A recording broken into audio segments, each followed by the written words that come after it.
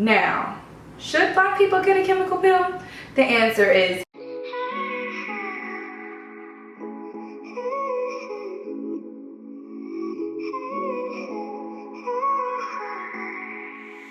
hey Shug, it's your girl Taj Mahaly, your favorite bald and back blonde-headed esthetician, okay? And I am very happy to be covering the topic today of chemical peels.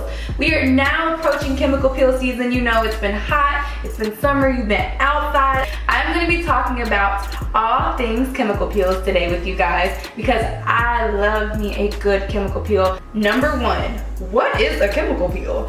So a lot of people think that chemical peels are like these crazy, unnecessarily aggressive chemical services, you know, where we pour acid on your face and then your skin just slides off and then it crawls out and exits stage left, okay? That's not true. So what chemical peels are, they are a liquid solution that are used of different actives, I don't like the word acids, but different actives to help expedite the exfoliation process, to shed old dead skin, to reveal the new, fresh, and glazed donut skin, okay? So with that being said, there are different types of chemical peels. There are what we call no downtime chemical peels, where you might experience a little bit of light flaking, but you don't necessarily get sheets and sheets of dead skin. However, there are medium to deep depth peels that are out there that you can have a nice sloughing of the skin. There's body peels that you can use all over down here, even on your bikini area, girl. Yes, we do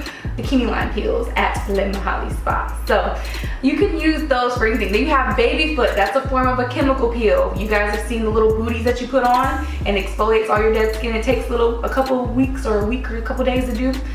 That also is a form of a chemical peel. But I do want you to know that the name can be misleading. You don't necessarily peel every time, and there are even people who don't even peel from medium to deep depth chemical peels. So there's that. That is what a chemical peel is. Number two, the biggest question I get, who can get a chemical peel? Now, can Black people get chemical peels? The answer is yes. Yes, you can. It's just going to be a matter of what chemical peel you can use as far as what actives you use leading up to this. So let me break this down in layman's terms. There's been a really big misconception for a very long time that dark-skinned people could not receive chemical peels, but that in fact is not true anymore. There are several different formulated chemical peels that people can use to help with deeper skin types that you don't have to worry about having excess hyperpigmentation or having reverse effects. Now, I will say this, certain actives or acids may not play so well when it comes with darker skin. That's why it's very important that you go to Brown Skin SD, the Black esthetician directory, so where you can find a esthetician that looks like you, who is also experienced, not just says that they do chemical peels, but I have at least a year or so or taken some advanced course to help understand and pursue chemical peels. That is very, very, very important, okay? Very important. So you want to make sure that you are doing that and doing your due diligence when it comes to that part as well. I will say lighter skin, Fitzpatrick's 1, 2, those people, aka more than likely white people, are going to be able to tolerate actives a lot better. Hence, they're able to kind of have quicker results when it comes to chemical peeling.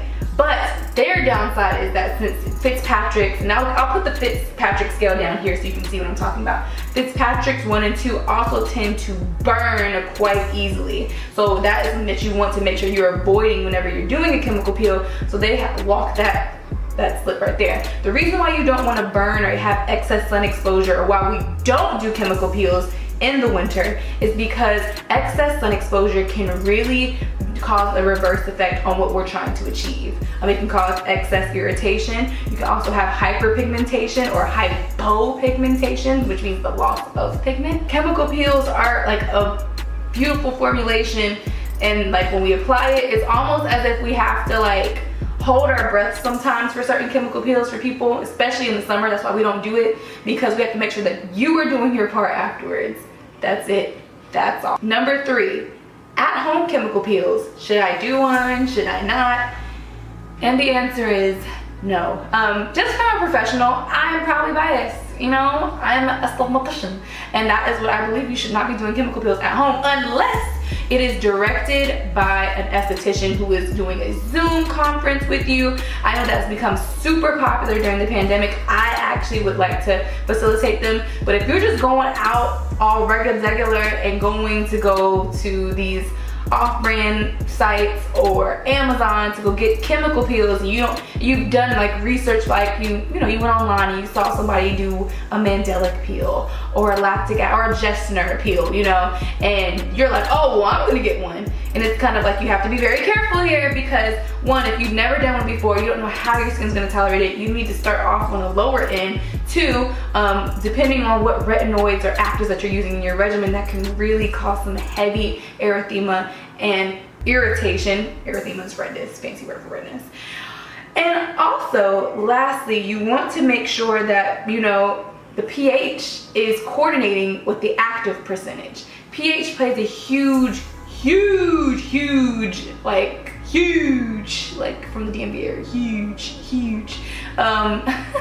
portion in the chemical peeling process.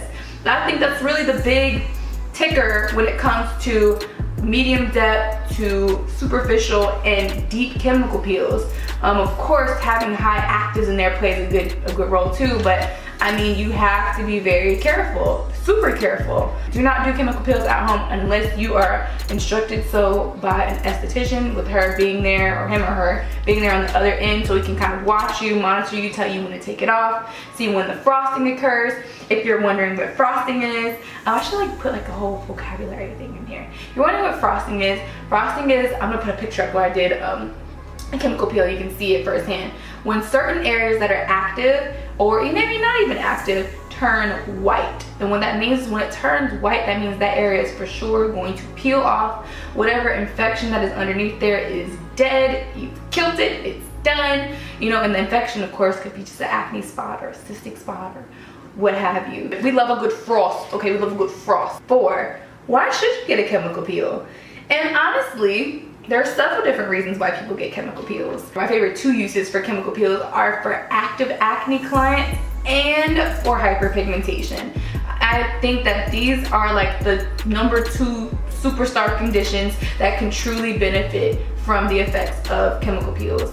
I am a huge fan of having that expedited sloughing off of skin, because it really helps to reveal the true skin underneath, where it's just not as inflamed. It can really help with people who have super high congestion.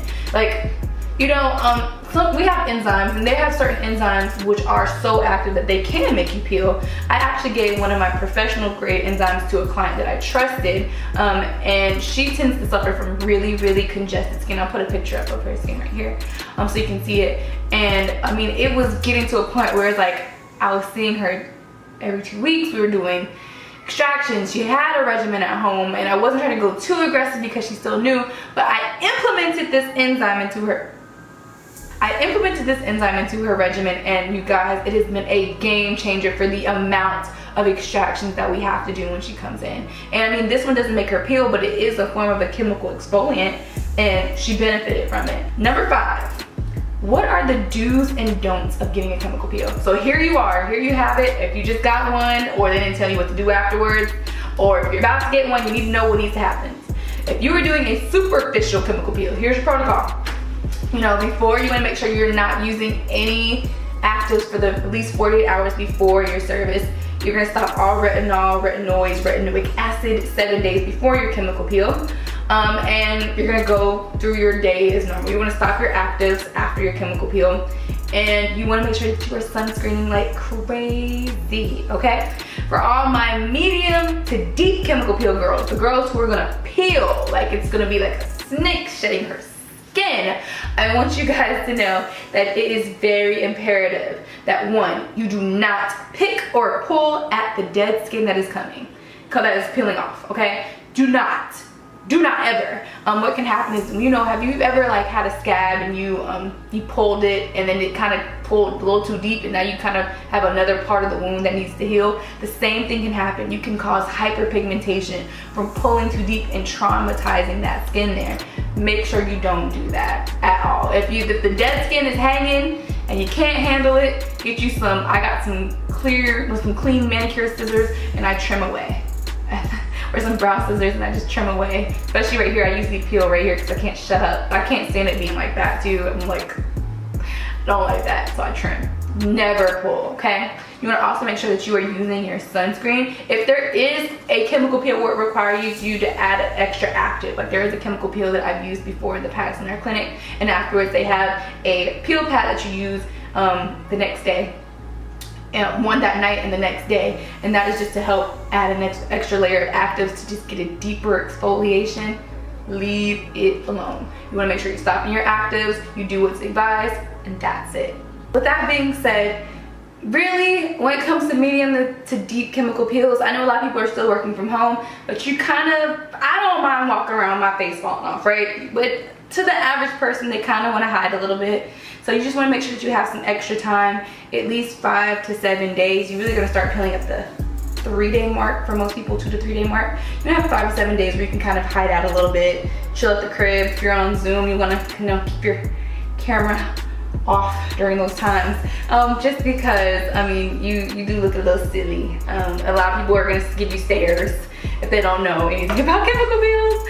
So that is definitely my recommendation. That being said, if you have any more questions about chemical peels, what chemical peels you think you might want to use, that's actually going to be kind of up to what practice you go to, please drop them in my comments. I want to talk about it. Let's get into ya, okay? Let's get into ya. And, okay, I love Doja Cat's new album, y'all. Wow. Wow. But yeah, drop that on there, and I look forward to talking to you guys soon. Please make sure that you like this video because it helps people like you find someone like me, and you never know, maybe they want to, you know, subscribe. You might want to subscribe. Maybe you want to subscribe. Go look at the next video. It's great, I promise.